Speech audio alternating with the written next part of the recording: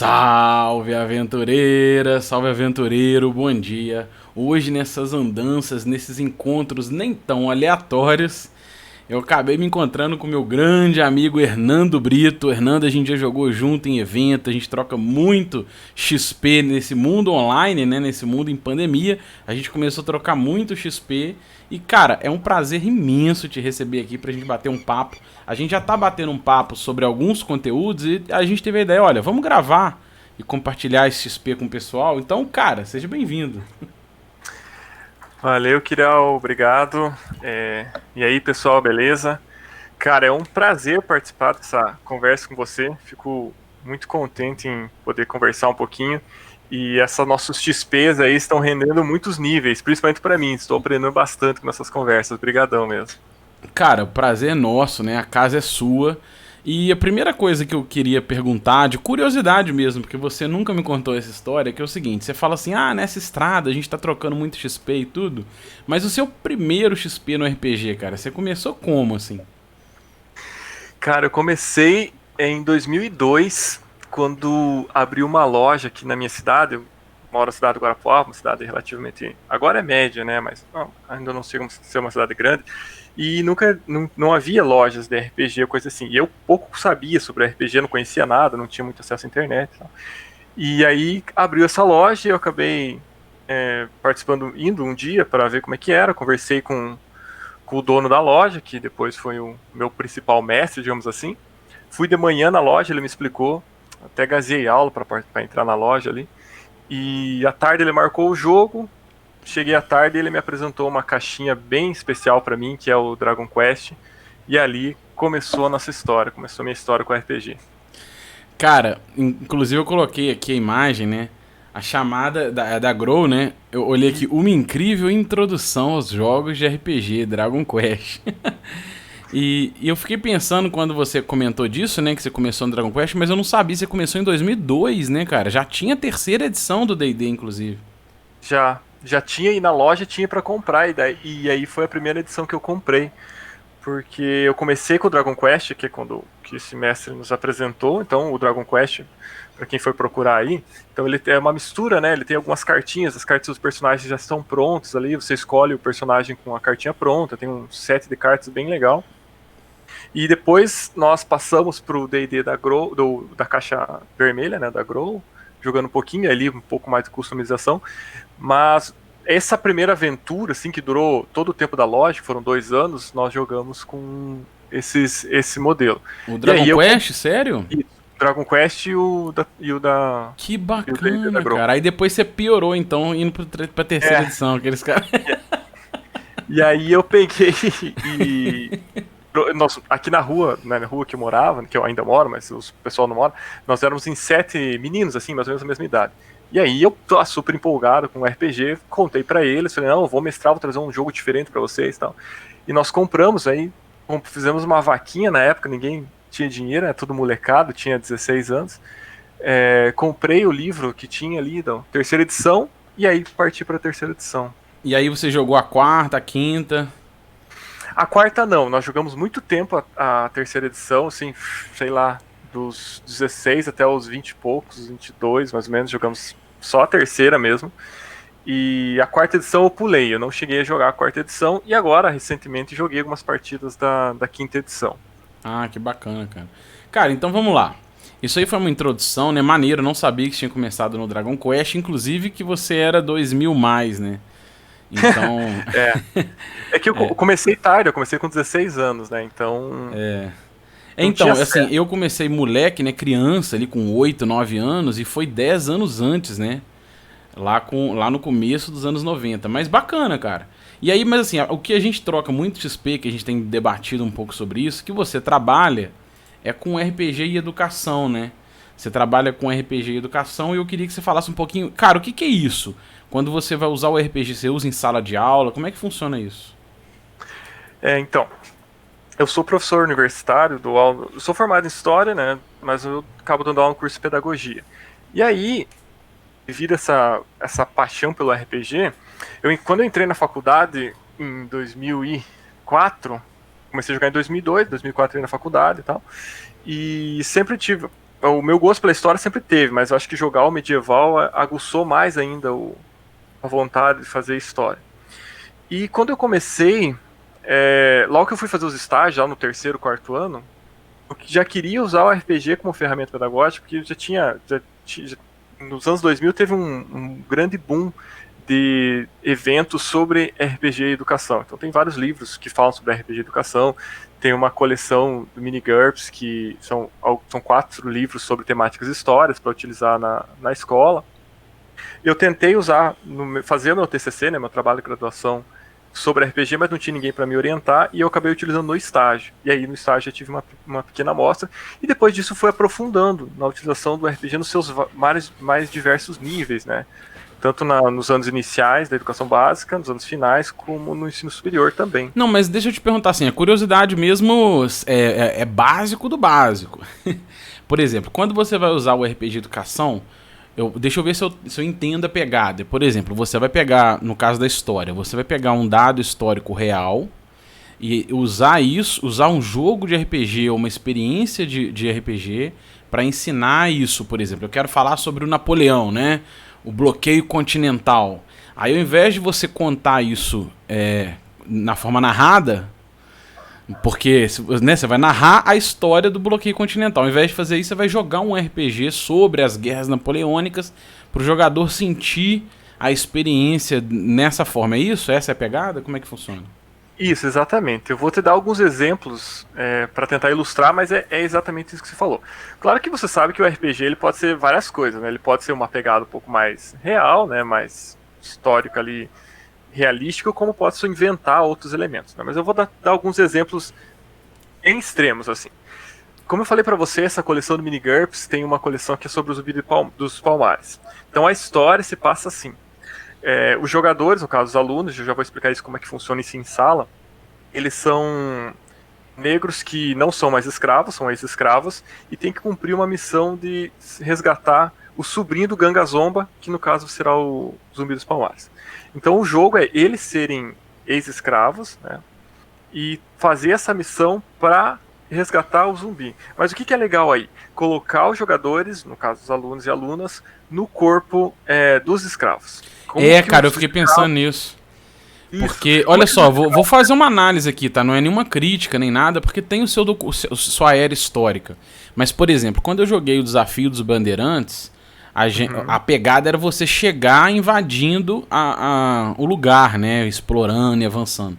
E essa pegada que você falou, por exemplo, você sente ali, eu acho que tem um valor sentimental muito mais forte, né? Sim. Eu dou sempre, em semanas acadêmicas, assim, né? Eu faço algumas oficinas sobre RPG Educação e nós fazemos normalmente um recorte de alguns jogos. E uma vez falando isso, eu tentei mostrar para eles como que eles se sentiriam, como que um negro no século XVIII no Brasil teria uma relação com um branco. Então, por exemplo, eles tinham que fazer uma troca de produtos numa loja. E que teoricamente é simples, né? Exatamente. Aí eles chegaram assim, conversar com o dono do lugar. Eu quero trocar aqui. Aí eu fiz um cara totalmente grosso, agressivo com eles, desmerecendo eles, no sentido, quem que vocês são? Quem que vocês acham que são pra chegar aqui e falar comigo desse jeito, não sei o quê. Extremamente racista esse personagem. E aí eles pararam pra pensar, nossa, que ruim ser tratado dessa forma, né? Então eu falei, cara, olha que reflexão, cara. Exatamente, porque eu falei, primeiro porque você tem que entender que vocês são negros num mundo escravista que... Você sabe o que me lembrou isso, cara? Não sei se foi sua inspiração, mas também não porque você é historiador, né? Mas me lembrou aquela passagem na taberna lá do Django Livre, lembra? Que o cara não queria deixar o Django entrar? Sim, né? É exatamente. O mesmo tipo de sentimento, muito legal, cara. E aí eles nunca tinham parado, nesse grupo eles não pararam pra pensar que tinha essa relação, daí eles pararam, falaram, é verdade, né? Então, como é que um negro era tratado naquele momento, mesmo eu não sendo escravo, você ainda era um negro, naquela condição ser negro era algo, para as pessoas racistas daquele período, que era a grande maioria, era extremamente, né, pejorativo. E aí tem esse choque de realidade que às vezes você só falando não sente, quando você sente isso mais na pele, é a empatia, né? Se colocar no lugar do outro. Sim. E o RPG eu acho que ajuda muito isso. Cara, muito legal, gostei. Mas deixa eu te perguntar algumas curiosidades. Por exemplo, a sua turma tem quantos alunos? Esse caso aí. Essa experiência que você tá falando, por exemplo, da época de um Brasil colônia. E aí, é uma turma de 30, ensino médio, 30, 40, como é que é? Esse caso foi uma oficina, né? Então a oficina era menor, eram 15 alunos. Mas eu já vou entrar nesse ponto então que você perguntou. Bom, não, eu nem perguntei, hein? Como é que eu vou jogar RPG com uma turma de 30 e 40 alunos? Isso, era isso que era a minha dúvida. Tanto isso na oficina, quanto na aula, na graduação, minhas turmas são, né, de 30 a 40 alunos também na graduação. O primeiro ano entra com 40 vagas, né? Nós dividimos normalmente, isso não sou eu que criei, né? Vários livros que tratam sobre RPG dão essa ideia e realmente funciona muito bem. Você divide ele em grupos e cada grupo representa um personagem. Então vamos dizer lá, se são 30 alunos, você divide 5 grupos com 6 jogadores, ou ao contrário. E aquele grupo, aquela célula ali com 5 ou 6 pessoas, representa um personagem. E aí eles debatem entre eles, no grupo ali, né? O que o nosso personagem vai fazer? Então eles debatem entre eles, o nosso personagem vai fazer isso, o outro personagem vai fazer aquilo. E aí a gente faz esse controle, sabe? Não é um aluno um personagem, mas é um grupo de aluno um personagem. E funciona bem, sabe? Você consegue ter um controle legal, você consegue fazer com que eles interajam entre eles, né? No grupo deles, e com os outros alunos. Fica legal de ser feito. Cara, muito legal. Eu tinha essa dúvida, né? Eu tava pensando sobre isso. Mas a ideia de oficinas e a ideia de fazer mini grupos é muito bacana. Cara, mas beleza, legal. Aí você colocou também, né? Que você trabalha e participa em ciência dos jogos e a pesquisa científica em volta disso. E como você aborda, inclusive, nível universitário... a minha pergunta é, quando você vai trabalhar isso na graduação, isso envolve inclusive pesquisa na área, né? Você trabalha com isso, com pesquisa na área? Como é que seria um RPG educação? Agora, não nesse sentido mais educacional, mas no sentido de pesquisar, não é mais ou menos o que eu estou pensando? É pesquisar como essa ferramenta pode ser melhor explorada em vários níveis. É isso? Então, nós temos um grupo na universidade que eu trabalho, que nós temos um grupo de pesquisa sobre RPG Educação, e aí eu tenho vários alunos aqui e alunas que fazem TCC que fazem um artigo, né, uma produção científica sobre RPG Educação. Então, muito dessa parte é a aplicação prática do RPG, porque uma coisa é eu ficar falando como que o RPG pode ser utilizado, e outra coisa é mostrar na pesquisa acadêmica. Isso, mas deixa eu já tirar uma dúvida aqui. Mas essa aplicação, ela vai lá, por exemplo, no ensino médio, a pessoa vai numa escola, ou é dentro da universidade entre eles mesmos, entre os alunos mesmo? Depende, vamos pensar assim, depende do... Eu já tive alunos que fizeram pesquisa, né, que fizeram TCC sobre a educação dos anos iniciais, pesquisa do ensino superior. Então depende qual que é o campo de atuação deles que eles querem. Mas você pode, já vários fizeram isso, vão na escola, eles fazem estágios, né? Durante esses estágios, eles aproveitam e fazem o RPG com os alunos. Então ele é baseado ali nessa aplicação prática lá na escola também. Então se é um jogo do ensino médio, só vai lá numa turma do ensino médio e aplica. Se é um jogo que vai pegar anos iniciais, vai lá nos anos iniciais e aplica. Então, entendi, então flutua em todos. Sim, esse é o legal do RPG, né? Porque ele tem essa flexibilidade que você vai desde a educação infantil, se você quiser, até o ensino superior. Então, sim, cara, eu fico pensando assim, claro que não era o caso, porque era hobby, mas eu fico pensando quando criança, como que o RPG estimulava, por exemplo, numa época que você não tinha praticamente coisa em português de RPG, né? Embora hoje eu até saiba que, por exemplo, tinha a caixa da Grow, tinha o AD&D segunda edição, tinha o GURPS, mas eu, criança, eu não tive contato. Meu primeiro foi a Rule Encyclopedia mesmo, o tomo, né? E cara, o incentivo que isso dava pra você tentar traduzir pro português usando dicionário, e aí a gente começou a acostumar com termos em inglês do livro. E o que isso se expande em busca do conhecimento como um todo, né? Por exemplo, capacidade de carga, tava lá tudo em inglês.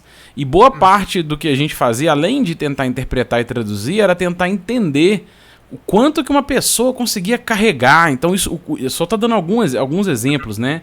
De como você expande muito mais ao sistema. Mas é um XP que você vai buscando de experiência de vida, né? Como um todo, cara. Quanto tempo que uma pessoa aguenta ficar sem beber água? Quanto tempo uma pessoa aguenta ficar sem comer? E você, criança, já buscando isso, instigado pelo jogo. E aí, no caso, como você falou, né? Você vai negociar o cara, peraí. Como que era, de repente ele pode pensar, como que era para um escravo ser liberto naquela época? E ele vai estudar pela curiosidade instigada pelo jogo e não porque vai ter uma prova semana que vem e ele tem que estudar. E veja que é legal o que você falou, até porque você pode fazer o RPG assim, vamos dizer, então você está jogando com a tua turma, você não precisa jogar toda a aula, né, e do começo ao fim. Então hoje nós vamos jogar essa parte do conteúdo, beleza. Aqui a 2, 3 semanas você encaixa de novo, ou termina a história hoje para começar a semana que vem. E às vezes você termina, né, você que é um mestre experiente sabe disso, às vezes a gente termina a aventura de um dia para o outro, naquele momento de clímax, que o jogador vai ter que ficar pensando o que vai fazer na sessão seguinte. E isso é o estudo, né? Isso acontece com os alunos também. Pô, e aqui, terminou aqui, eu preciso resolver essa situação aqui, e ele vai buscar, ela vai buscar, vai investigar, né, para tentar resolver isso. Então é bem legal. Aí esses clímax, esses puzzles de jogo, eles já são planejados para serem enigmas e desafios em volta do conteúdo da disciplina, né? Sim, isso é legal porque o RPG ele é multidisciplinar, você pode trabalhar qualquer disciplina com ele, né? Sim. Eu já joguei jogos de matemática que a gente tinha que fazer umas contas lá, e eu sempre morri porque não conseguia fazer as contas, né? Porque eu sou péssimo em matemática. Ó, eu, por exemplo, cara, que sou da área da alquimia, você podia falar se o cara tá ferido lá no meio da mata, lá indo pro quilombo, ele tá ferido, e você fala assim, cara, eu quero fazer uma pomada. Pera aí, me diz aí se na Mata Atlântica, onde vocês estão, você tem aí alguns frutos, algumas raízes capazes de fazer uma pomada cicatrizante. E aí o menino tem que estudar lá e saber se dá ou não dá. E aí, por exemplo, você estudou na disciplina de biologia, por exemplo, alguma questão do meio ambiente da Amazônia. E aí sim. você relaciona isso com o conteúdo. Então, assim, é um jogo em conjunto, o professor de biologia, né? Legal, professor cara. de história. Às vezes, que tipo de doença, né, cara? Por exemplo, igual você falou, vocês estão indo encontrar o quilombo dos Palmares. Era o quilombo dos Palmares? Agora eu já confundi. Por exemplo, né? E aí, cara, que tipo de doença pode ter na região, né? Quais são as doenças tropicais da época que acometia a população, né? Que tipo de parasitose, que tipo de doença tem? Então você vai trazendo sempre conteúdo real, desafiante, pra instigar sempre a pessoa estudando multidisciplinarmente. Muito legal, cara. Muito, muito legal. Isso tem uma possibilidade gigantesca, assim. Você pode pegar jogos atuais, um cenário atual para desenvolver isso. Teve um aluno meu que fez sobre os 3 poderes. Então o jogo era mais ou menos assim, era para educação nos iniciais, né, quinto ano mais ou menos. A ideia é que eles tinham que saber o que são esses 3 poderes, né, o judiciário, o legislativo e o executivo. Então ele fez um jogo a gente bolou um jogo que era mais ou menos assim. Eles brincavam num parquinho, mas no parquinho começou a ser depositado lixo tóxico nesse parquinho, e eles não podiam mais brincar. Então eles tentaram resolver esse problema. Aí eles foram atrás da polícia, eles foram atrás do prefeito, eles foram atrás do juiz, tal, para ver quem que poderia resolver a situação. E cada um falava uma coisa. O prefeito falava, não, mas a minha função é essa. A função do outro é essa. E aí eles vão entendendo o que é a lógica desses 3 poderes para tentar resolver o problema que era o lixo no parquinho. Então é uma possibilidade também. Muito bom. E agora, cara, mas deixa eu te fazer uma pergunta de curioso também. Que tipos de sistema vocês têm mais afinidade? Ou, na verdade, quais são os mais usados para essa pegada? Tem algum sistema clássico ou vocês desenvolvem sistema próprio? Como é que funciona? Esses mini-GURPS que eu te comentei, que inclusive é do Ricon, né, que é que escreveu, acho que foi isso que ele escreveu, né, o Desafio dos Bandeirantes também. Eles usam mini-GURPS, né, o GURPS mais enxuto, né. Mas mesmo assim... Ele participa dos projetos também, do Desafio dos Bandeirantes? Eu acho que sim, será que não? Ah, legal, cara. Não sei. O Desafio dos Bandeirantes, se não me engano, ele foi o primeiro RPG tupiniquim, né? O primeiro RPG BR que eu conheci.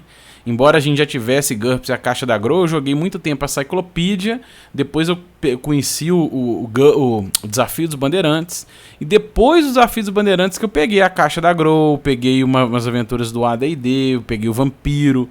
Mas ali nos anos 90, o primeiro, depois da Cyclopedia, ele foi o primeiro sistema BR que eu descobri. Cara, joguei muito tempo, gostava muito, mas é claro que eu não me lembro muito, porque isso tem quase 30 anos, né? Mas bacana, cara, eu não sabia que ele estava ativo aí. Eu tenho um suplemento aqui, Desafio dos Bandeirantes, o Quilombo da Lua, que é do Luiz Eduardo Ricon. Assim, legal. Esse do Mini GURPS não é tão recente, né? Já é mas ainda é útil, né? Sim, não, as histórias são bem legais. Não, cara, ser recente ou não, isso pra mim eu questiono muito, eu te falo isso. Porque o D&D original, lá de 74, ele é uma obra de arte, cara. Claro que ele precisa ser interpretado, igual aqueles quadros, sabe? Daqueles pintores que você não entende muito, mas quando você vai estudando e explorando, você fala, caramba, cara, arte, isso é arte. Claro. Então, assim, eu tô brincando, claro, mas então esse negócio de ser datado, eu não sei até que ponto é válido. Mas ele funciona, então, ele funciona. Funciona perfeitamente. Legal. Você sabe por quê? Assim, é claro que eu quero puxar a orelha, né? Puxando a conversa pro lado aqui do foco do canal, que é o XPOSR, né, cara? Que eu quero... É exatamente esse gatilho que eu queria conversar com você, além, claro, desse papo todo que você já apresentou aqui. Mas eu vou dar um exemplo assim. Quando eu fui assistir o Stranger Things, você já viu essa série? Já, Quando eu fui assistir o Stranger Things, cara, eu fiquei alucinado. Porque ele abre o jogo, ele abre a série, né, com um dos molequinhos fazendo uma narrativa do Demogorgon. Você lembra disso? Deles jogando na garagem. E, cara, aquela cena deles em jogo, o mestre apresentando o Demogorgon, que era todo no teatro da mente, né? Embora ele usasse a miniatura... Ele coloca o Demogorgon na mesa, na hora que ele vai mestrando ali, na hora que ele vai fazendo a narrativa, os jogadores vão interagindo, no corredor, ele anda os passos, que é uma tensão muito grande, ela vem muito com peso narrativo. E isso me ativou muitos gatilhos, né? De como que o estilo old school, que eu tento te vender esse peixe sempre, como que o foco do jogo ele tá na narrativa. E aí eu fiquei pensando até que ponto isso poderia ser explorado, por exemplo, num RPG e educação. Porque eu não sei até que ponto, né? Mas eu digo assim, tem sistema em que o jogador precisa aprender a mecânica para jogar, né? Vamos pensar comigo. Tem sistema, vou dar o exemplo, eu gosto de dar o exemplo do Sétimo Mar. Você já jogou Sétimo Mar? Não, sei o jogo, mas nunca joguei. Ah, mas você sabe, beleza. Assim, eu gosto de usar ele como exemplo porque eu acho que ele é muito claro nessa diferença. Você vai jogar... E é parecido com o sistema do Mutante, tá? Que eu li há pouco tempo Contos do Loop. A ideia é parecida. Por quê? A ideia funciona num pool de dados. Você conhece o sistema do Mutante? Sei. É a mesma ideia. É um pool de dados. O Mutante é D6, o Sétimo Mar é D10. Mas a ideia é você vai jogar um pool de dados. No caso do Mutante, você vai ver se teve um sucesso ou não com 6. O Sétimo Mar, os somatórios 10 vão te dar os raises, né? Que eu não lembro como é que ficou em português. Ou seja, a mecânica ela vem primeiro. A partir dos elementos mecânicos, você tem ali 3, 4 raises, por exemplo. Aí isso vai te dar poder narrativo naquela cena. Então o Sétimo Mar pra mim é bem marcante em relação a isso. Só que eu fico pensando, cara, os jogos old school, o foco do jogo não tá na mecânica, o foco do jogo tá na narrativa. A mecânica, ela vem para um julgamento imparcial de um momento onde você tem incerteza, onde tem uma dúvida, né? Então, cara, é um risco real. Aí você pensa ali naquele joguinho de ferramentas, qual é a melhor ferramenta que você vai usar para fazer um julgamento, né? Para fazer uma arbitragem. Mas o jogador, ele tá jogando o tempo todo interagindo na narrativa. Então eu fico pensando, cara, isso não é melhor para a educação? Porque ao invés de você ensinar que ele tem que usar habilidade tal e tal, não, cara, eu penso isso, né? Senta e joga. E aí ele vai sempre concentrado na narrativa e ele vai aprendendo os elementos mecânicos de forma natural. Você não acha isso, não? O que você pensa disso? Não, você matou a lebre já. Você já falou exatamente isso. Essa é a ideia. E eu acabei sendo criado na RPG no old school, mesmo sem saber que era old school. Eu fui descobrir isso só depois, ainda muito nas nossas conversas que me ajudaram a entender melhor esse cenário. Mas justamente isso, a narrativa sempre precisa vir em primeiro lugar. A gente precisa pensar na educação dos dois lados, dos alunos e das alunas que estão jogando, mas também daquele professor, aquela professora que quer mestrar, mas não é um jogador de RPG de verdade como nós, né? Não é assim um aficionado. Achou legal, por exemplo, esses eventos que eu faço, entre muitos professores que querem aprender ferramentas alternativas e tal. Mas se eu der para eles um livro lá...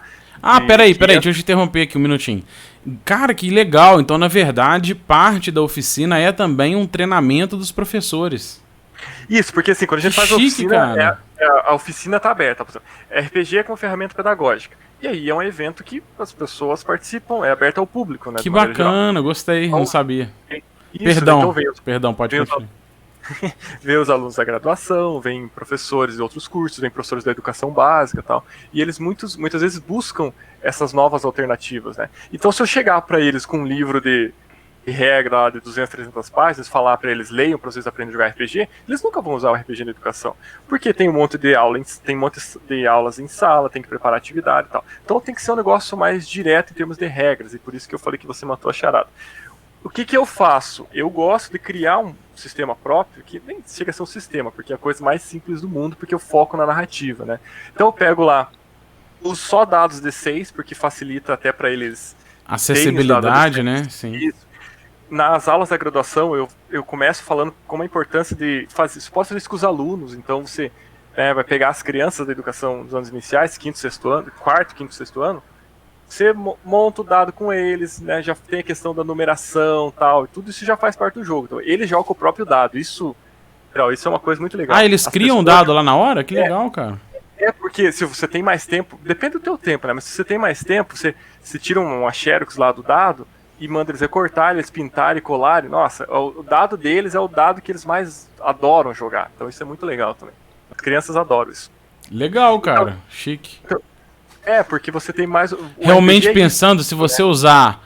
mesmo um sistema OSR, mas, por exemplo, se você usar um sistema que tem toda a série poliédrica do D&D, né, o D porcentagem, o D12...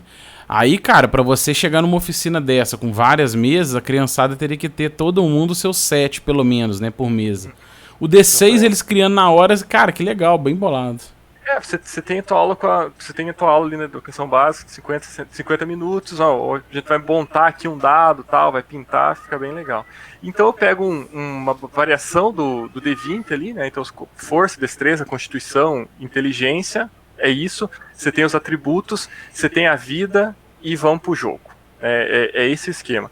Aí você rola 2 dados de 6, às vezes eu rolo 1 dado de 6, às vezes eu rolo 2 dados de 6, e tem uma dificuldade básica, passou, né, não passou... Você vai meio que adaptando a regra sob demanda ali na hora pra... Porque o negócio tem que ser flexível, né? Você tem que não, pensar. Eu não acho um problema, não. Sabe o que eu penso? Eu tô refletindo sobre isso, que isso tá me lembrando um pouco de como funciona a FKR. Você já ouviu falar? Não. A FKR, cara, é um movimento que tá surgindo agora, mais recente, que chama Free Kriegspiel Revolution. Qual que é a sacada disso? Eles estão tentando trazer pro ápice o Dave Arneson, né? Seria o RPG arnesoniano. Então, antes do D&D ser lançado como jogo, como que era o embrião dele nas mesas do Arneson, principalmente, inspirado nos jogos de guerras napoleônicas e tal. E ele era meio assim, o Arneson não tinha um sistema definido formal. Isso veio com o Gygax. Quando eles fazem a parceria, o Gygax faz o Gygax era um cara muito bom de sistema, de tornar ideias em produtos, né, cara? Então essa mecânica ele pegou dos jogos de batalha naval, D20, baseado em armor classe do navio, e ele foi trazendo um monte de regra. No Arneson não era meio assim, era meio nebuloso, então ele funcionava desse jeito que você tá falando, ele jogava D6, e ele meio que não tinha um parâmetro na hora, e tinha hora que ele tinha tanta dúvida que ele jogava um pedra, papel, tesoura. Então claro que o foco aí não é ver se você vence ou não o desafio, mas o foco é estimular a pessoa a estudar, né? É ferramentas didáticas. Então, nesse modelo que você está falando de vez em quando, de cara, por demanda eu vou criar uma regra aqui. E isso casa muito bem com o estilo FKR, mas ainda estou tentando entender mais, sabe? Eu estou explorando sobre isso, eu descobri há pouco tempo. Para quem estiver ouvindo a gente aí, eu vou deixar na descrição do vídeo aqui um papo que eu tive com o Rafa, que tá estudando muito a FKR. Mas segue aí, Hernando. Então eu acho que casa, você não acha não? Meio que criar regra por demanda, num D&D em construção, ele era assim. Isso, eu só mantenho o padrão daquele jogo, né? Então, por exemplo, se eu comecei com 2 dados de 6 e tal, você mantém esses 2 dados de 6. Sim, tem que ter a coerência ali, mas... Coerência dentro do jogo ali e tal. Mas, por exemplo, se eu for mestrar amanhã pra outra turma, né, você pode dar uma variada ali. Porque é o que você falou, o importante não é ali a regra né, se ele tem 500 atributos, se ele tem 500 perícias, talento.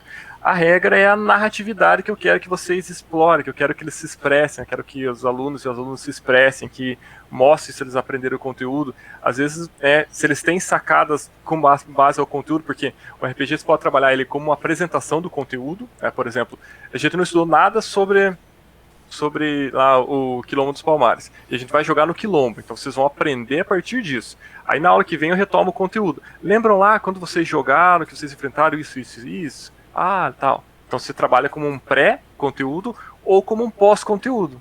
Então, eles já falamos sobre o Zumbi do Palmares, já falamos sobre o Quilombo, já falamos sobre isso, agora nós vamos jogar. Então eles já vão ter que ter, eles já sabem algumas coisas, e isso eles usam no jogo. Então se eles conseguem fazer essa ligação, às vezes nem precisa rolar dado, não, você já se ligou que esse conteúdo eu estudei aqui, eu posso fazer isso, então... Aí, cara, você já tá usando a OSR e não sabe. Então, exatamente. Você mitigou o risco, ou seja, solucionou o problema, não tem dado. O dado, ele bate na mesa quando é aquele momento de tensão, cara. E esses momentos são... E por isso que é legal, e é uma coisa que eu aprendi também com você. Claro, eu sempre limitei os de dados, mas não, eu vou dizer assim, não teoricamente, como a gente conversa, né? Sabendo que isso era a pegada old school e tal. Mas é uma coisa que eu sempre usei, tanto mesmo terceira edição, evitar ficar jogando dado aleatoriamente por qualquer cara vai pegar na porta, joga um dado, vai olhar pra cima, joga um dado. Não, e aí, cara, é claro que não era o objetivo do jogo, porque até onde eu sei, né, a quinta edição eu tenho certeza, mas a terceira e a quarta eu teria que reler. Mas até onde eu sei, a filosofia do design do jogo, acabou que a gente tá falando terceira edição, mas assim, só pra vale aqui o ponto. Ela vinha assim, o mestre do jogo, ele vai pedir um teste, um dado, qualquer coisa, quando ele entender que aquele momento é um momento de aposta. O jogo sempre foi assim, tá? Até onde eu sei, mesmo a terceira e a quarta edição, e a quinta é assim. Né? Concorda? Até onde eu sei, a estrutura é parecida. Só que o jogador tem tanto recurso em ficha, ele tem perícia, ele tem habilidade, que ele quer acelerar a narrativa, ela fica em segundo plano. Porque, cara, se ele é um rastreador, ele tá caçando o Quilombo dos Palmares, mas na ficha dele tá lá, rastreador, ganhe mais 10 pra rastrear, entendeu? Aí, tipo assim, ele tem tanto bônus que ao invés dele falar assim, ele tem tanta informação em ficha, aliás, quero dizer, que ao invés dele falar assim, cara, eu tô seguindo a trilha de uma pessoa, ele fala assim, peraí, como é que é o chão? O chão choveu ontem, não choveu, tem pegada, ele passou por um rio. Ao invés dele interagindo com o cenário, ele tem tanta informação em ficha que a inspiração, o gatilho mesmo é dele olhar na ficha e falar, cara, eu tenho mais 10 aqui, mais 15, eu quero rastrear. E aí a simplicidade, ela inverte, o jogador passa a pedir o teste, né? Ele fala assim, eu quero fazer um teste de rastrear aqui, pronto, acelera a narrativa. Acelera 200 ali, vup, nem veja a paisagem em volta. Que acontece nisso, que eu acho que nesse caso o old school, ele brilha porque você não tem perícia, a ficha é muito simples, então a solução ela vem da interação, da dialética, e eu acho que isso para educação é riquíssimo, cara. Porque não dá, porque tem tudo isso, você ficar enchendo a ficha de informações e tal, até as pessoas, até os alunos e as alunas ali entenderem como é que funciona o jogo, tal, já vai ser chato, eles já vão se interessar e já não vai funcionar o jogo. Eu nem quero fazer aqui não é o objetivo também de fazer uma crítica de que o caso da terceira, da quarta Pathfinder é o jogador pedir o teste. Até onde eu sei, nem é o objetivo do design. Mas ele acaba virando isso porque a informação é tão grande, né? Tanta informação em ficha, que o botão da ficha passa a ser muito atrativo, né? Ao invés de eu interagir com você, Hernan, imagina que eu estivesse jogando lá o Quilombo dos Palmares e eu quisesse encontrar alguma coisa. Ao invés de eu buscar essas pistas de forma educacional, vamos dizer assim, na narrativa, para eu ver para que lado tá o bolor, cara, se esses caras foram pro lugar tal, tá molhado, ao invés de eu ir explorando a narrativa, eu aperto o botão que é mais fácil, porque eu tenho mais 15, cara, eu vou conseguir apertando o botão. Então, querendo ou não, o ser humano tende ao ócio, né, cara? Exatamente. E aí, quando você deixa isso aberto e os alunos e as alunas ali, eles vão explorando, eles vão perguntando, eles vão... Claro que a gente tem que Às vezes tem que instigar eles, tá, mas o que vocês fazem? Eles ficam meio assim, não, fala aí, o que vocês vão fazer? Vamos pensar. Um vai dando ideia para o outro e tal, e aí o negócio flui. E o dado, e assim, a hora que é o dado, e esse que é o momento legal, né, do clímax, é aquele negócio, a hora roda o dado, não é assim por qualquer coisa. Então quando ele fica banalizado, ele perde essa euforia. É que eu quero chegar, é porque assim, quando você tem informações, por exemplo, você tem expertise, que te dá vantagem no dado, você rola 2 dados e pega o maior. Você tem diversos bônus. Fica tão favorável que você passa a não ter mais receio de rolar o dado. Na verdade, você quer rolar o dado. Você quer solucionar pelo dado. Esse é o problema de quando você tem muita informação e muita mecânica no dado. Quando você não tem, o dado passa a ser uma ameaça que fica te assombrando ali. Aí você não quer rolar o dado. Então o jogo eu preciso resolver isso, porque se eu rolar o dado eu posso me ferrar. Cara, muito legal. Deixa eu te fazer agora mais uma pergunta provocativa, que eu fiquei pensando assim, você comentou sobre você ter que ler um livro muito grande, eu concordo plenamente, né? Você chegar para um professor que está aprendendo a ferramenta educacional do RPG, você dá um tomo na mão, dá a enciclopédia na mão dele de 400 páginas e fala assim, lê aí. Eu entendo que isso não é atrativo. Aí vale mais uma vez, vale só como, assim, é claro que aqui eu tô querendo homenagear de uma forma geral o Ruling Not Rules, né, os sistemas mais simples como caixas de ferramenta, eu vou usar para homenagem à caixa da Grow, que foi o começo para muita gente, e que para mim ela é, dentro dos produtos de Dungeons and Dragons, ela é um produto exemplar como introdução. E eu queria, assim, você falou que você chegou a jogar a caixa da Grow, já aquele dragãozão monstruoso. Já ou não? Já, até hoje eu tento comprar aquela caixa, mas ainda então, e aí eu fiquei pensando, cara, a caixa da Grow, o livreto de regras dela, ele é minúsculo, cara. Ele é um livro de 60 páginas, mas que ele tem ilustração, ele tem tabela, ele tem um bestiáriozinho, né? Regra mesmo, é menos da metade. Então, assim, olha isso que a gente tava falando, negócio de sistema está... Eu esqueci o nome, mas defasado não? Qual foi o nome que a gente usou? Antiquado? Eu não lembro agora. Mas olha só, é um jogo de 1991. E eu relendo a caixa da Grow, eu fico pensando, cara, eu tenho aqui, tá? Eu tenho aqui o Essentials Kit da 5ª edição e o Starter Set. E se falasse assim, queima uma das 3, sem sombra de dúvidas, eu queimaria os da 5ª edição, cara. Porque eu penso assim, a riqueza de poder introdutório que a caixa da Grow tem, eu acho incrível, cara. Ela é um produto para iniciante, para criança, para usar como educação, muito forte, cara. E é um livreto pequeno, você não acha que seria uma boa ferramenta? Não? O que você pensa disso, cara? Eu acho que sim, porque, veja, quando eu falei que essa quantidade de livros para ler, a quantidade de páginas, é porque eu estou pensando que o professor e a professora, né, nosso sistema educacional, são muito sobrecarregados de atividades. Sim. E aí, alguém que não conhece, que vai ter que aprender a jogar, tal, ele fica um pouco assustado, digamos assim. E esses livros menores, e aí é uma coisa que eu tô fazendo, mas tá enrolado, eu e um outro professor amigo meu, nós estamos fazendo um livro sobre RPG e educação, e um dos capítulos eu quero fazer uma descrição de um sisteminha de regras, assim, bem simples, que pode ser utilizado, justamente para você ler ali, que seja 10, 15 genérico, páginas. Né, cara? Isso, para que você possa utilizar ele de maneira, assim, 15 páginas para você ler, para você entender ali como é que funcionam as regras, tal, e poder jogar, sabe? Ó, eu vou dar uma dica, eu não conheço muito, eu conheço bem raso. Eu vou convidar a Renata para vir aqui, já tá agendado, pra gente falar um pouquinho sobre o Mouse Hats. Maze Hats. Mas qual que é a sacada? Por alto, tá? Até onde eu sei, eu não tenho certeza, mas até onde eu sei. Ele usa 2d6 e ele só rola o dado quando a dificuldade é superior a 10. Então, assim, eu acho que seria uma ideia pra você pensar assim, olha só, 2d6, cara. Se você imaginar que uma dificuldade é menor do que 9, né, 9 ou menos, eu não vou rolar o dado, o cara resolve narrativamente. Agora, se a narrativa chegou em algo que é arriscado, aí sim é 10 ou mais, entendeu? As apostas, elas são assim, aí deve ter, eu imagino que deve ter algum bônus, né, dos personagens e tal. A Renata vai esclarecer isso pra gente, porque eu nunca joguei.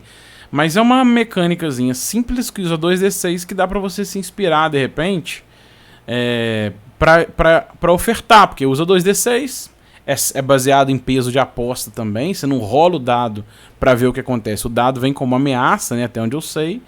E, cara, é bem interessante a ideia. E quando eu gravar com ela, eu te mando os links lá pra você pensar também nessa inspiração aí.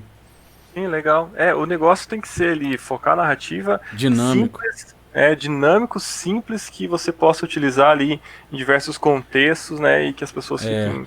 O D&D da Grow não sei se funcionaria nesse caso, porque apesar dele ser um livretinho pequeno, ele tem as raças, né? O elfo, magia. Ele tem um monte de interação que o mestre para pegar em até porque, pensando aqui agora, né? Teria que fazer um sistema mesmo, porque como a proposta é trazer para o mundo real de forma educacional, você vai ser um cara explorando as pirâmides e tal, não vai ter a magia, o elfo, o anão. Então acho que teria que pegar como inspiração mesmo, mas tem que fazer um sisteminha. Tem que adaptar, né? Sim.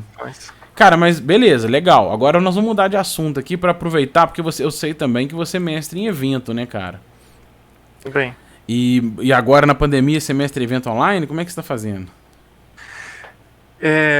Eu mestrei em eventos, assim, vamos dizer assim, locais, né? Então, acho que depois a gente vai falar um pouquinho sobre isso, mas não chega a ser evento, né? Mas eu faço parte lá do grupo dos mestres oficiais da New Order, que depois a gente fala um pouquinho mais, e nós fazemos jogos de demonstração de sistemas. Então agora estava no financiamento coletivo o Shadowrun Anarchy, então eu mestrei para um pessoal, mas esses... assim, é aberto. Entendi, mas esses eventos assim, diversão offline, esses eventos você não mestra lá não? Esse evento, esse offline não, que online eu não mestrei. Entendi. Eu mestrei presencial. Nós temos um evento aqui que eu faço também parte da organização, que se chama Agorpacon. É um evento nerd aqui da nossa cidade, sabe? Acontece cada 2 anos. Legal, cara. E aí eu sou responsável pela parte do RPG. Então, cara, muito legal. Porque qual que era o ponto que eu queria questionar, né? Que eu queria debater com você? Eu trouxe aqui uma arte, por exemplo, da Gen Con. Aí é um mega evento, né? Sim. E aí eu fiquei pensando assim, você vai chegar num evento desse, diversos atrativos, tem gente ali, sei lá, do videogame, dando palestra, tem de tudo ali, cara. E você quer apresentar uma mesa pra vender um peixe, pra apresentar o RPG, né? Porque vai ter board game, vai ter de tudo lá. E aí você quer ali apresentar. Numa forma tradicional, o RPG, tradicionalmente, ele visa sempre campanha, né? Se a gente pensar. Você vai fazer um personagem, vai subir para o nível 2, subir para o nível 3. Então, isso num evento é inviável, né? Não tem como você chegar num evento de 3 dias, mestrar cada dia uma aventura, evoluindo o personagem para ele ter uma experiência completa, né? Uma experiência que às vezes demora anos para você ter todo o arco completo de experiência. Aí, por exemplo, a completa experiência Dungeons and Dragons do nível 1 ao 36 da Cyclopedia é anos. E olha lá, década. Aí eu fiquei pensando assim, ok, mas no evento você quer ali apresentar a ideia pra pessoa entender a mecânica, entender o jogo. Aí mas você faz já querendo apresentar um jogo novo, né? Também, mas não necessariamente, né? Então, nesse caso da New Order, sim. Que a gente não precisa ser jogo novo, qualquer jogo da editora, mas não necessariamente, né? Tanto que esse grupo, nós temos NPCs, assim, o Carlos Float, que é o organizador, ele sempre fala que é para divulgar o hobby, então quanto mais pessoas jogarem RPG, independente do sistema, é melhor. Né? Porque onde eu quero te perguntar, né, de curiosidade, a gente jogou num evento, aliás, não foi no evento, né? A gente jogou no evento ou não? Foi no evento? Não, né? Foi você mesmo. Ia pro evento, né? E eu tava com uma tarde livre e chamei vocês, verdade. Mas a gente jogou uma aventurinha que eu tinha preparado, que inclusive o fanzinho dela tá pronto, mas sem querer fazer o jabá. E eu fiquei pensando assim, cara, uma aventurinha de 2 horas, né? Você joga ali rapidinho. E eu fiquei pensando, será que ela seria uma proposta, assim, pra você chegar, jogar num evento, a pessoa sentir... E a gente jogou com D&D original, né, Hernando? Eu fiquei pensando, você acha que uma experiência dessa num evento venderia o peixe? Eu sempre acho que vende, sabe? Nesse evento que nós temos aí, o Gorpacon aqui na cidade, são 2 dias e daí normalmente eu mestro mesmo nos 2 dias e tal. Porque como é um evento, como você falou, claro, o nome Gorpacon, né, vem da Gen Con, obviamente, porque é um evento que engloba várias coisas. Então tem fã-clube, tem cosplay, tem o RPG, tem board games, tem campeonato de videogame, tem todas as coisas. e as pessoas ficam interessadas em saber o que é o RPG, né? Ainda muitas pessoas não sabem. E aí você tem que fazer essas mesas de demonstração para que eles entendam, né, ver o que é o RPG e possam conhecer um pouco mais. E eu tive vários casos nessas mesas aí, pessoas que não conheciam, assim, pô, já ouvi falar, ou não é o mesmo RPG de videogame, né, que às vezes eu confundo, e depois que eles jogaram, ficaram super empolgados e queriam comprar livros e queriam fazer isso, fazer aquilo, porque de fato eu acho que esses eventos, essas one-shots, né, pra gente fazer histórias curtas ali, é o jeito mais fácil da pessoa conhecer o hobby, pelo menos, né, aquele gostinho. Esses dias eu ouvi uma frase que era mais ou menos assim, né? Primeiro você faz pra viciar o cara, você dá um pouquinho de graça ali depois pra ele ficar com vontade e depois correr atrás, né? Não, mas então, tem muito jogo de graça bom aí, cara. Não, mas eu digo assim, a alegoria do valor é só pra pensar que você faz aquele joguinho one shot, 2 horas, 3 horas ali, e às vezes a pessoa fica, porra, mas e agora? Eu quero passar de nível. Abraçou a vida. Exatamente, eu quero que meu personagem evolua e tal. Agora você precisa adentrar o jogo da verdade. Cara, então eu vou te fazer uma provocação aqui. Não é. A gente não tinha nem pensado em debater isso, mas surgiu aqui a ideia. Eu fiquei pensando o seguinte, cara. É muito comum nesses eventos você chegar lá, da Dungeons & Dragons 5ª edição no Brasil, né?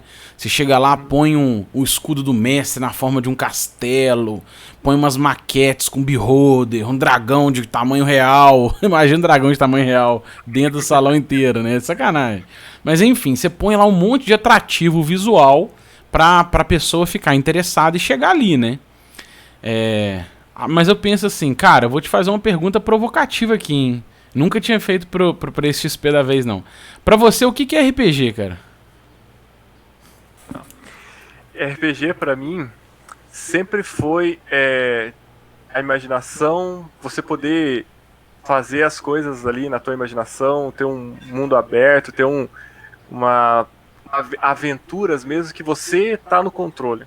Isso era uma coisa que quando eu comecei a jogar RPG, eu fiquei pensando, nossa, mas que legal, eu posso fazer tudo que eu quero. Claro, com as limitações, né? Não, você pode. Ou então, tentar fazer, né? Exatamente. Essa ideia de você ser uma pessoa ali, naquele mundo fantasioso, que você tem autonomia, e você tem que arcar com as consequências, claro, da coisa, mas sempre foi muito legal pra mim. Então, RPG pra mim é esse mundo de imaginação, onde você tem uma autonomia, uma liberdade pra fazer o que você quiser, levando as consequências, né? Mas essa ideia de liberdade, eu acho que pra mim, se for pegar em uma palavra, RPG pra mim é liberdade. Cara, legal. É porque eu fico pensando assim, é uma provocação, mas uma reflexão, né? Porque é muito comum, eu tenho visto nos eventos grandes de nerd em geral, né? Geek em geral, a parte do RPG trazer atrativos visuais, maquete, um pôster gigantesco, um escudo do mestre atrativo. Mas eu fico pensando assim, cara, é muito atrativo visual, mas a gente não tá cada vez mais aproximando o RPG de um board game, porque você vai pôr no maquete, vai pôr no miniatura, é atrativo visual, mas vai colocando ali, na verdade, elementos de... Essa liberdade que você falou, ela vai ficando cada vez mais aprisionada dentro daquele elemento tático de batalha do tabuleiro de xadrez, né, cara? Eu fico pensando nisso. Você já coloca um grind ali, né? Isso que eu quis dizer, põe um grid, né, com as miniaturas ali e tal. E aí eu fico pensando, é claro que isso pode acontecer, mas será que a gente não tá aprisionando muito a experiência? Não sei, é uma reflexão que eu fico pensando, né? Em cima disso que eu tenho tentado cada vez mais resgatar a mestragem no teatro da mente. E uma coisa que você me falou aquela vez, e a gente jogou, né, nessa aventura do teu fanzine, que é os próprios jogadores desenhar o mapa, né? Isso também é uma coisa bem legal, porque eu tinha o costume de sempre entregar os mapas, mesmo que seja um mapa meio escondido, que eu vá construindo, vou desenhando pra eles, mas era sempre eu desenhando, né? Eu tava fazendo isso também, cara. Eu me questionei, porque na 5ª edição, que eu mestrei muito tempo online, eu montava no Roll20 o mapa todo, né? Mesmo se fosse mapa que não necessariamente um grid de combate, um mapa. Então, assim, a galera tá na taberna. Eu montava o mapinha da taberna, com um taberneiro, com não sei o que, entendeu? Não eram só grids de batalha.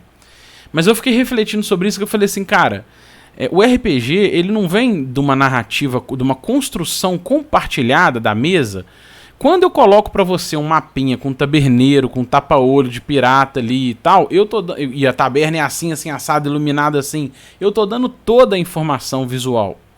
Aí eu acabo ofuscando a parte compartilhada de vocês, né, dos jogadores, no caso. Aí eu fiquei pensando, cara, sabe o que eu vou fazer? Eu vou tentar fazer narrativo e vou deixar se localizar, entender essa localização como parte do desafio, né? Essa foi a ideia.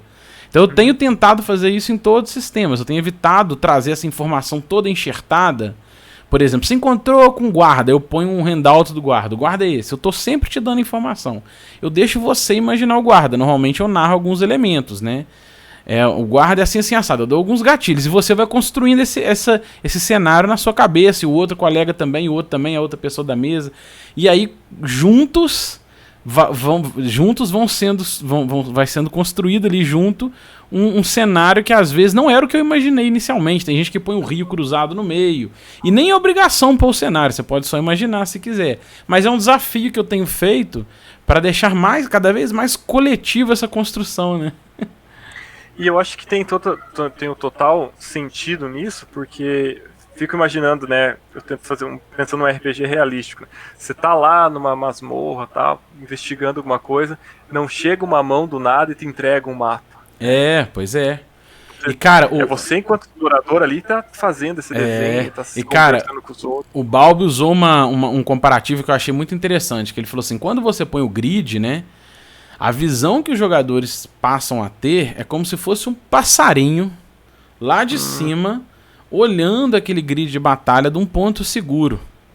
Mas, cara, quando você tá na primeira pessoa ali, você tá no caos do cenário, o sentimento é outro. Então seria a gente, como mestre do jogo, colocar o grid, a gente não estaria atrapalhando parte da experiência, que é o cara imaginar mesmo o que tá acontecendo ali, né? Isso também ser desafio do jogo.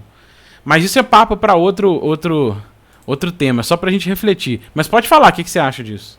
Eu achei perfeita essa relação, porque eu me coloquei no lugar agora, sabe?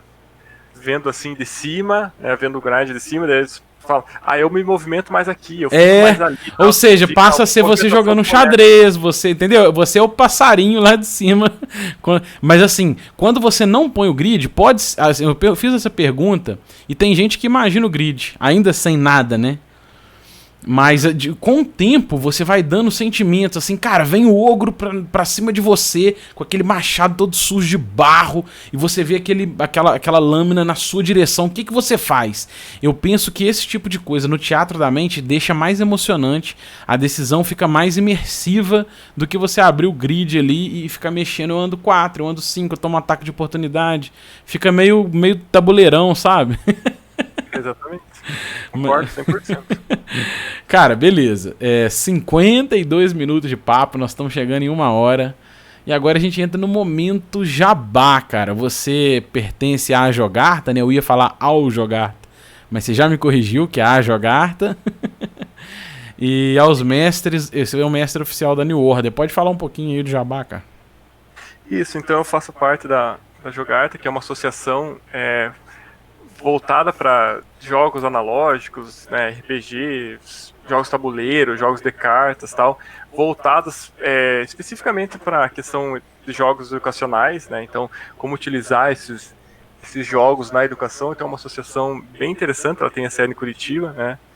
O Matheus Buffoni, que é o atual presidente, que é o idealizador do projeto também. Então é bem legal esse incentivo da Jogarta, porque eles fazem vários produtos, né? Eles fizeram em conjunto com o Museu de Antropologia da Federal do Paraná, que é um jogo chamado Jaguarité, que é sobre o Brasil colônia. Eles também eles desenvolveram um jogo chamado Rhapsodies, que é sobre Grécia Antiga.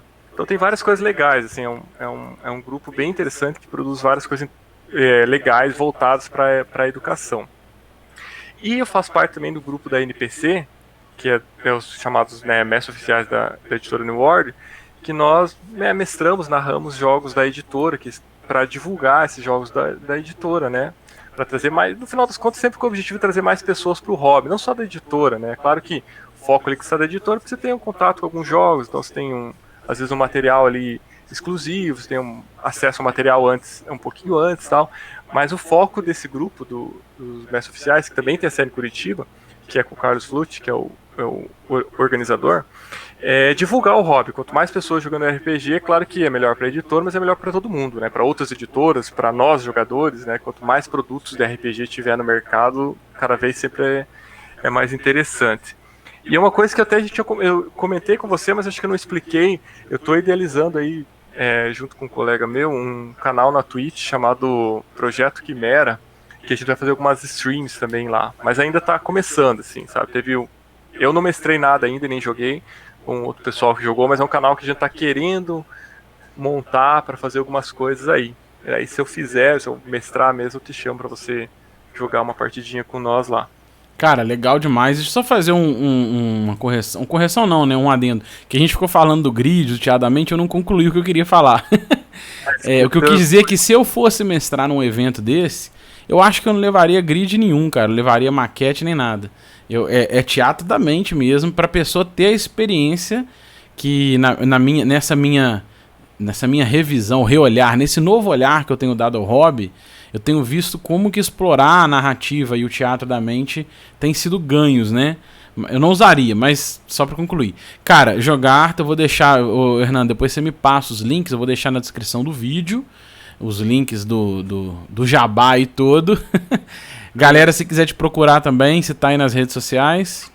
Isso, nas redes sociais, Facebook, Instagram, está como Hernando Brito, ou Hernando Brito Gonçalves Júnior, que é o nome completo, mas acho que como Hernando Brito já vai achar também. Metaleiro.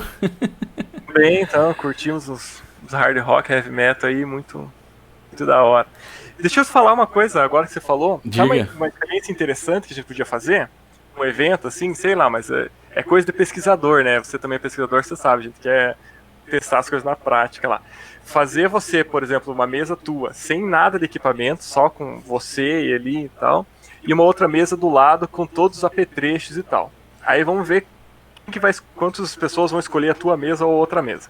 Aí os caras jogam e tal. Depois os caras invertem, aquele que não quis a tua mesa vai e vice-versa. E aí no final do jogo, no final das vezes, a gente pergunta, mas o que vocês acharam mais interessantes? Aquele com mais coisa ou aquele mais atrativo? Eu imagino que as pessoas vão no mais atrativo no primeiro. Provavelmente. Mas quem sabe a experiência que eles tenham depois seja bem... Mas aí eu acho que pra ficar mais fiel, teria que ser a mesma pessoa, né? E as mesmas pessoas. Eu digo assim, a mesma pessoa mestrando. Ah, entendi. Mas essa experiência eu já fiz, cara. Eu já mestrei a Tomb of Annihilation. Eu mestrei parte dela toda usando os mapas, todo o conteúdo do Roll20. E a outra parte, que a gente foi até o final, eu não usei, né? Foi mais um teatro da mente. Aí eu não posso falar dos jogadores, tem que perguntar, porque na verdade foram grupos diferentes. Mas eu, como mestre, o meu sentimento melhor foi explorando o teatro da mente. Porque a minha sensação foi que ficou mais fluido o jogo, os jogadores ficam mais imersos, porque quando você abre um mapa ali, a tendência é ele se descolar mais do personagem, sabe? Ele olha mais o personagem como algo que não lhe pertence, tipo assim, ele só domina aquela pecinha. Mesmo em mapas de exploração, e combate também. Quando você não tem o mapa, eu sinto que é mais imersivo, porque o cara quer entender melhor, ele quer se localizar ficcionalmente melhor. Entendeu? Você tá numa tempestade, numa chuva, num barquinho, no meio de um alagado. E aí, cara, assim, eu sinto que a tensão é maior. Mas, assim, é claro que foram grupos diferentes e é uma experiência muito pontual, você tem que variar mais. Mas eu acho que essa dica sua que eu acho válida é você mesmo, Hernando, por exemplo, pegar uma aventura, mestrar ela no grid, mestrar ela no presencial, com grid, mestrar ela no teatro da mente, no online, fazer algumas variáveis da própria aventura, às vezes com o mesmo grupo ou com grupos diferentes, e ir construindo essa informação, cara. É uma coisa que tem que... Eu acho legal. Porque com mestres diferentes fica difícil. Porque o cara fala assim, aquele ali é flamenguista, eu não gosto de flamenguista, acabou. Verdade, tem essas variantes. Beleza? Legal. Cara, prazerzaço, vamos combinar mais. XPzão. Chegando a 1 hora de papo e nem passou, né, cara? Parece que nem passou. Legal, eu que agradeço o convite, eu adorei a conversa, sabe que eu já te falei, eu gosto muito de conversar com você, eu aprendo muito. Nós dois, cara, XP vai e vem, né, vento que venta lá, venta cá. Eu gostei muito, espero que o pessoal também gostem um pouquinho. E se quiserem saber mais, né, essas questões sobre RPG, educação, outras coisas, podem entrar em contato aí nas redes sociais, que vai ser um prazer conversar também com vocês e tocar mais XP, como diz o Quirão.